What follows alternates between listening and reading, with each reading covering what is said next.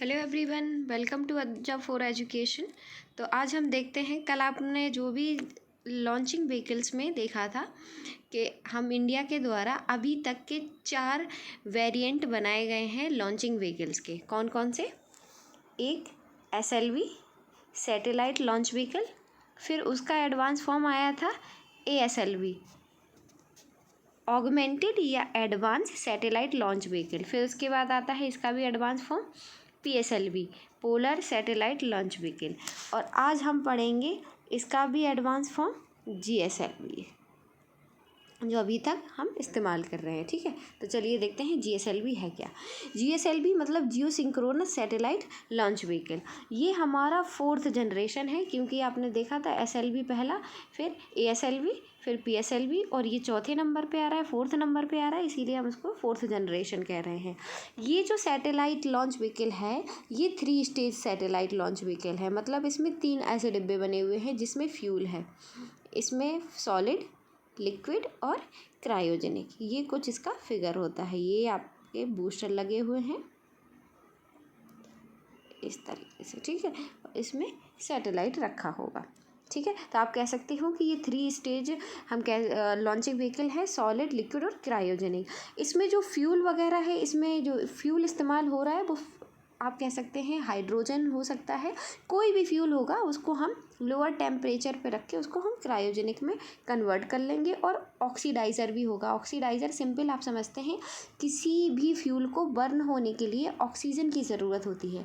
अगर आप स्पेस में जाओगे तो आपको ऑक्सीजन नहीं मिलेगी, इसीलिए उस फ्यूल को जलने के लिए आप यहाँ से ही कुछ एक्स्ट्रा ऑक्सीजन लेके जाते हो, और वो ऑक्सीजन ऑक्सीडाइज़र की फॉर्म में लेकर जाया जाता है। ठीक है, अब अगर हम बात करें जियो सिंक्रोनस सैटेलाइट लॉन्च व्हीकल की, इसमें जो इस लॉन्च व्हीकल की जो कैपेसिटी है स्पेस में सैटेलाइट को भेजने की, वो कितने बाहर तक के सैटेलाइट को भेज सकता है?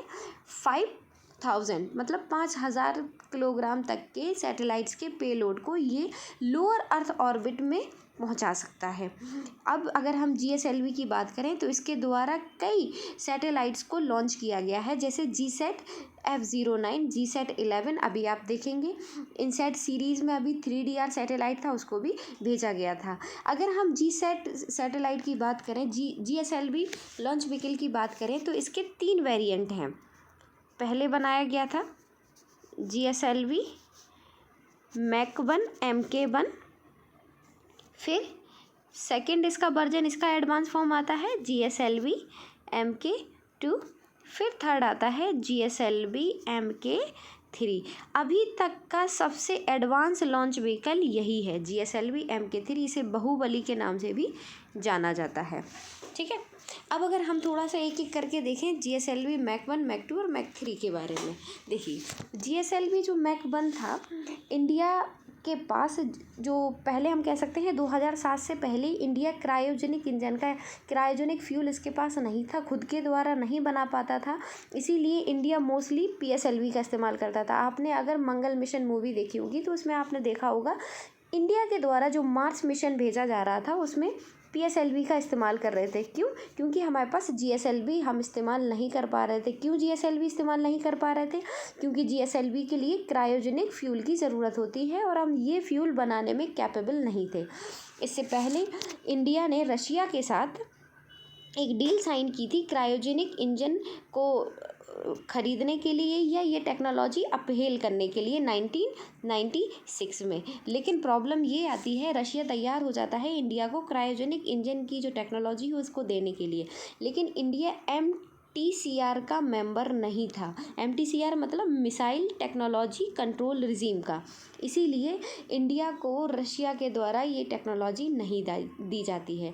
फिर उसके बाद इंडिया क्या करता है कि धीमे धीमे अपने आप को अपग्रेड करके 2008 के बाद से क्रायोजेनिक फ्यूल का इस्तेमाल या क्रायोजेनिक इंजन का इस्तेमाल करने लगता है। इससे पहले जब इंडिया GSLV का इस्तेमाल कर रहा था, तो इसमें इंडिया ने जब GSLV तैयार किया, तब उसके लिए ये जो टेक्नोलॉजी ली थी Mk-1, वो किसकी थी? रशिया से ली थी इंडिया ने। इंडिया ने जब GSLV Mk-1 का इस्तेमाल किया था तो ये जो टेक्नोलॉजी है, ये जो लॉन्च व्हीकल था वो रशिया का था, इंडिया के द्वारा बनाया गया नहीं था। मतलब ये इंडिजिनियसली डेवलप्ड लॉन्च व्हीकल नहीं था। अब अगर हम GSLV Mk-1 की बात करें तो GSLV Mk-1 में होता क्या है कि इसमें जो क्रायोजेनिक इंजन बनाया गया था वो मैं पहले ही बता रही हूँ, वो किसने डेवलप किया था? रशिया के द्वारा। इसकी जो पेलोड कैपेसिटी थी, मतलब GSLV जियो सिंक्रोनस लॉन्च व्हीकल Mk-1 की हेल्प से 2500 से 3500 किलोग्राम के सैटेलाइट्स को या वेट को स्पेस तक ले जाने में कैपेबल था ये टेक्नोलॉजी या Mk-1। उसके बाद हम इंडिया ने GSLV Mk-2 को बना लिया था, Mk-2 को बना लिया था और उसकी हेल्प से इंडिया ने GSLV D3 को लॉन्च किया, लेकिन ये फेल हो गया। फिर इंडिया ने GSLV D5 को लॉन्च किया, सक्सेसफुली इंडिया ने अपना ये लॉन्च व्हीकल लॉन्च कर दिया। उसके बाद कई इंडिया ने सैटेलाइट्स को GSLV Mk-2 की हेल्प से स्पेस में पहुंचाया। GSLV Mk-2 की जो पेलोड की कैपेसिटी थी वो कितनी थी? 3500 से 5000 के अप्रॉक्स, और इससे पहले Mk-1 की कितनी थी? 2500 से 3500 के अप्रॉक्स में। ठीक है, तो ये थोड़ा सा आपको डिफरेंस पता होना चाहिए। उसके बाद नेक्स्ट आता है आपका, देखो GSLV की साइज़ वाइज देख रहे हो कितना बड़ा है।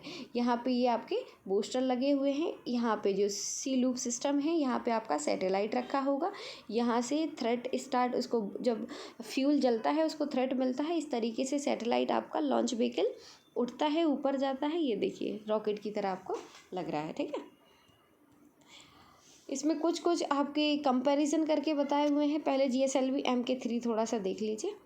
हाँ, GSLV Mk-3 की अभी हम बात कर रहे थे। GSLV Mk-3 इसको हम 3 स्टेज हमें बताया क्योंकि सॉलिड, लिक्विड और क्रायोजेनिक है।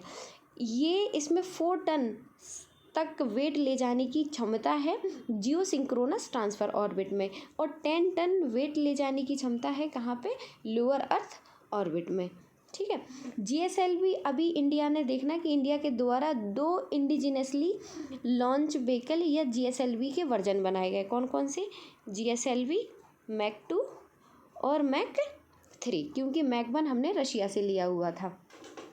जब GSLV के तीनों वर्जन इस्तेमाल होने लगे तो अब पूरा वर्ल्ड एक नई दिशा में काम कर रहा है, उसको कहते हैं हम RSLV, reusable satellite launch vehicle. क्या है ये? देखिए, हाँ, रीयूजेबल सैटेलाइट लॉन्च व्हीकल।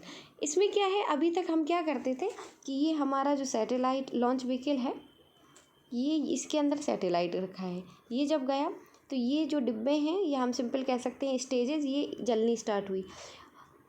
ये जैसे ही सैटेलाइट अपने सिस्टम में या अपने ऑर्बिट में पार्क करता है, उससे पहले ये सैटेलाइट के जितने भी पार्ट्स हैं वो जल के ख़त्म हो जाते हैं। मतलब एक सैटेलाइट को भेजने के लिए हम मिलियंस ऑफ रुपीज़ को खर्च करते हैं लॉन्च व्हीकल को तैयार करने में, और फिर वो वहाँ पे जाके जल जाता है। इससे 2 हमें नेगेटिव इम्पैक्ट होते हैं, या इसकी 2 डिसएडवांटेजेस हैं। पहला तो ये है कि आप अगर स्पेस में इस तरीके से डेब्रिज क्रिएट होने लगा, डेब्रिज मतलब होता है कूड़ा करकट, ठीक है, अगर इस तरीके से डेब्रिज क्रिएट होने लगा तो एक समय के बाद एक बहुत बड़ी प्रॉब्लम क्रिएट हो जाएगी, स्पेस में बहुत ज़्यादा डेब्रिज हो जाएगा। सेकेंड इज़ दिस कि इतने ज़्यादा खर्च करने पर हम उस लॉन्चिंग व्हीकल्स का दोबारा इस्तेमाल नहीं कर सकते हैं। तो अब इस प्रॉब्लम को शॉर्ट आउट किया जा रहा है। अब हम ऐसे लॉन्च व्हीकल बना रहे हैं जो क्या करेंगे कि एक बार स्पेस में सैटेलाइट को लेकर जाएंगे, सैटेलाइट को इसको ओपन करके सैटेलाइट को पार्क करवाएंगे उसके ऑर्बिट में, और ये वापस से आ जाएंगे। कुछ इसमें टेक्नोलॉजी या कुछ पुर्जे ख़राब हो जाएंगे जिसको दोबारा से डाल के उनको फिर से उसी लॉन्चिंग व्हीकल को हम यूज़ कर सकते हैं, जिससे हमें पता है जो हमारे दो डिसएडवांटेजेस थे वो एडवांटेजेस में कन्वर्ट हो जाएंगे। पहला, जो स्पेस डेब्रिस इंक्रीज़ हो रहा था वो कंट्रोल होगा, एंड सेकेंड इज़ जो कॉस्ट लगती है, ये कहा जा रहा है कि जब रीयूजेबल लॉन्च व्हीकल अभी यूज़ होने लगेंगे वास्ट तरीके से, तो अभी जो हमें एक सैटेलाइट को भेजने की जो जितनी कॉस्ट होती है वो अप्रॉक्स 1/10 टाइम कम हो जाएगी। मतलब 1/10 में भाग में, अगर सपोज दैट एक एग्जांपल लेते हैं बहुत ही, कि अगर एक सैटेलाइट को अभी भेजने में 100 रुपये लग रहे हैं, 100 रुपये नहीं लगते हैं, मिलियंस ऑफ बिलियंस रुपए लगते हैं, ठीक है, तो उसकी कॉस्ट 1/10 मतलब 10 रुपये हो जाएगी। इतनी कॉस्ट को हम बचा सकते हैं और इसके बाद भी एक बहुत बड़ा रिवॉल्यूशन आ जाएगा स्पेस टेक्नोलॉजी के फील्ड में। तो आई होप आपको ये समझ में आया होगा रीयूजेबल लॉन्च व्हीकल क्या होते हैं। ऐसे लॉन्च व्हीकल्स जो स्पेस में जाएं, सैटेलाइट को छोड़ें और वापस से आ जाएं, वो वहाँ पे ख़त्म ना हो उन्हें, इसीलिए उसको कहते हैं रीयूजेबल, मतलब उनका दोबारा इस्तेमाल किया जा सके। ठीक है, तो चलिए आगे देखते हैं। इसमें ये लिखा भी है और इनकी जो प्रोसेस है वो बहुत ही अच्छी है। और ये जो रीयूजेबल सैटेलाइट लॉन्च व्हीकल्स हैं ये पहली स्टेज में इंडिया के द्वारा यूज़ किया जाने लगेगा। इंडिया इस पे काम कर रही है, रशिया वगैरह इस पे काम करना शुरू कर दिया है और इससे लॉन्च भी करना शुरू कर दिया है, लेकिन इंडिया अभी इस पे पूरे तरीके से सक्षम नहीं हो पाई है। ठीक है, अभी हम जैसे आपने देखा है ये फिगर वगैरह, ठीक है, अगर इंडिया में देखेंगे कि सैटेलाइट कहाँ से लॉन्च किए जाते हैं तो श्रीहरिकोटा से इसकी लॉन्चिंग साइट है इंडिया में। ठीक है, नेक्स्ट अभी हम देखेंगे इंडिया के द्वारा GSLV GSAT एक सैटेलाइट है, उसको 2017 में लॉन्च किया गया था। ठीक है, ये आपका इंडिया का हैवीएस्ट सैटेलाइट है। इसकी जो कैपेसिटी है वो 4000 kg जियो सिंक्रोनस ट्रांसफ़र ऑर्बिट में सैटेलाइट को ले जाने की क्षमता है एंड 10,000 लोअर अर्थ ऑर्बिट में। इसकी हेल्प से कम्युनिकेशन सैटेलाइट को भेजा गया था। इसके बहुत सारे एडवांटेजेस हैं कि GSLV Mk3 की हेल्प से जो सैटेलाइट भेजा गया है, या GSLV Mk3 की हेल्प से जो कम्युनिकेशन सैटेलाइट भेजे गए हैं, उसकी वजह से इंडिया की कम्युनिकेशन जो सिस्टम है वो बेहतर हो जाएगा। अब अगर हम पहले क्या करते थे कि अपने सैटेलाइट को किसी दूसरी कंट्री से भेजते थे, जिससे कि हमें बहुत ज़्यादा इन्वेस्ट करना पड़ता था, पैसे देने पड़ते थे, लेकिन अगर अब ऐसा होगा कि इंडिया के पास इतनी टेक्नोलॉजी हो गई है कि इंडिया अपने सैटेलाइट्स को भी भेज सकता है और अदर फॉरेन कंट्रीज़ के भी सैटेलाइट्स को भी उसी अटेम्प्ट में भेज सकता है। इससे इंडिया करेगा क्या, बहुत सारा फॉरेन एक्सचेंज रिजर्व को सेव कर लेगा और बहुत सारी जो रिज़र्व है, फॉरेन एक्सचेंज रिज़र्व है, वो भी इंडिया का इंक्रीज़ हो जाएगा। इंडिया के पास पीपल्स को स्पेस में भेजने की टेक्नोलॉजी भी आ जाएगी, हम कह सकते हैं हम इसमें कैपेबल हो जाएंगे। ठीक है, जीएस हो भी गए हैं और अभी मतलब हो जाएंगे, मतलब इसका ये मतलब नहीं अभी हम ये नहीं कर पा रहे हैं। हम अभी इस सैटेलाइट्स को GSLV Mk3 की हेल्प से भेज रहे हैं, लेकिन अभी ये है कि इसकी हेल्प से केवल हम लगभग 4000 तक के ही वेट को भेज पा रहे हैं। उससे ज़्यादा वेट के अगर कोई भी सैटेलाइट होता है तो उसके लिए हमें दूसरी देश के किसी लॉन्चिंग व्हीकल की हेल्प लेनी हो रही है। तो हम Mk3 को और भी एडवांस बनाना चाहते हैं और उसमें न्यू डेवलपमेंट करने की कोशिश कर रहे हैं। ठीक है, उसके बाद इंडिया ने अभी GSAT 19 को लॉन्च किया है, मैंने अभी बताया था। इसमें री एंट्री एक्सपेरिमेंट यूज़ किया गया, मतलब रीयूजेबल सैटेलाइट की तरह ये कुछ वर्क करने वाला है। अब अगर हम बात करें, इंडिया के द्वारा GSAT 19 को लॉन्च किया गया है और इसके लिए GSAT जो सैटेलाइट है, GSAT 29 जो सैटेलाइट है, इसको GSLV Mk3 D2 की हेल्प से भेजा गया है। ये जो सैटेलाइट है इसका वेट कितना है, 3423 kg। ये जो सैटेलाइट है वो बहुत ही हैवीएस्ट सैटेलाइट है और ये एक कम्युनिकेशन सैटेलाइट है, जिसकी हेल्प से आप देखोगे कि जैसे इंडिया में जम्मू एंड कश्मीर है और जो नॉर्थ ईस्ट रीजन है वो काफ़ी पिछड़ा हुआ है, वहाँ पे कम्युनिकेशन बहुत अच्छी नहीं है। तो नॉर्थ ईस्ट रीजन्स में और जम्मू एंड कश्मीर वाले रीजन में कम्युनिकेशन की सर्विस को बेहतर करने के लिए इंडिया के द्वारा GSAT 29 सैटेलाइट को लॉन्च किया है, जिसकी वजह से इन एरियाज़ में जो कम्युनिकेशन की सर्विस है वो बहुत अच्छी हो जाएगी। ठीक है, इसके बाद आप नेक्स्ट क्लास में हम क्या देखेंगे कि आप सिंपल देखना कि जीएसएलवी और पीएसएलवी की कुछ वेरिएंट वगैरह बचे हैं, हम उन पे भी बात करने की कोशिश करेंगे। और ये भी देखेंगे कि अभी जो न्यूज़ में कौन कौन से सैटेलाइट्स हैं जिनको अभी इंडिया के द्वारा या अदर कंट्रीज़ के द्वारा भेजा गया है। ठीक है, अभी आप पूरा मैंने मोस्टली लॉन्च व्हीकल्स को इस क्लास में कंप्लीट कर दिया है। अब इसके बाद आपकी जो भी क्लास होगी वो इनके करंट अफेयर्स के जो है वो अपडेट कर दिया जाएगा इस टॉपिक से रिलेटेड। उसके बाद आप नेक्स्ट टॉपिक की तरफ मूव करेंगे। ठीक है, अभी थोड़ा सा रिवाइज कर लेते हैं कि अभी आपने क्या देखा था कि जो लॉन्च व्हीकल्स हैं वो कौन कौन से हैं।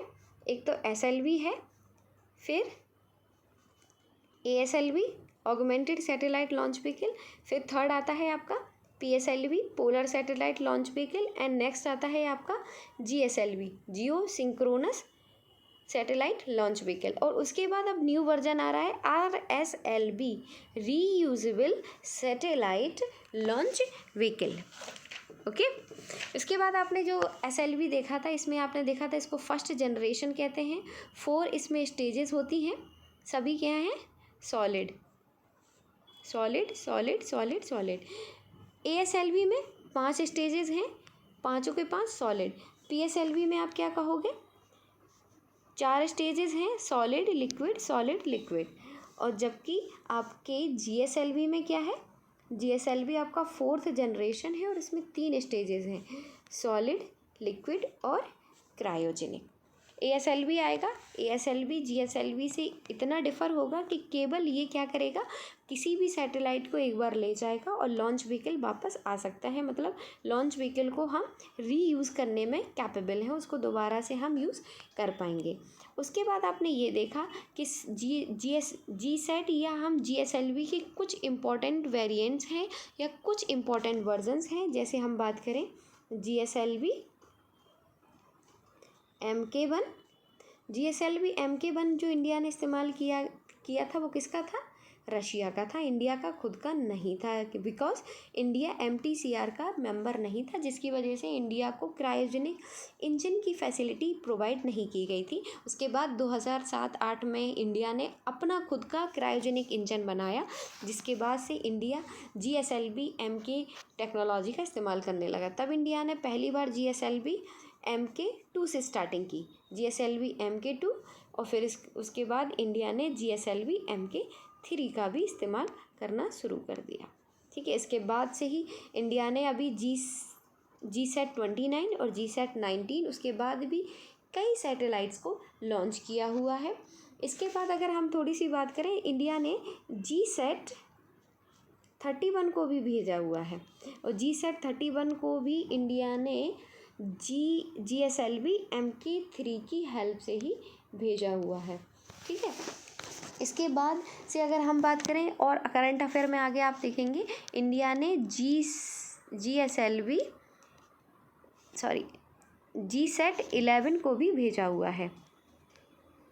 ठीक है, इस तरीके से इंडिया के द्वारा बहुत सारे सैटेलाइट्स को भेजा गया है, जिसकी आप चर्चा आगे वाली नेक्स्ट क्लास में 1 by 1 अच्छे से करेंगे। ओके,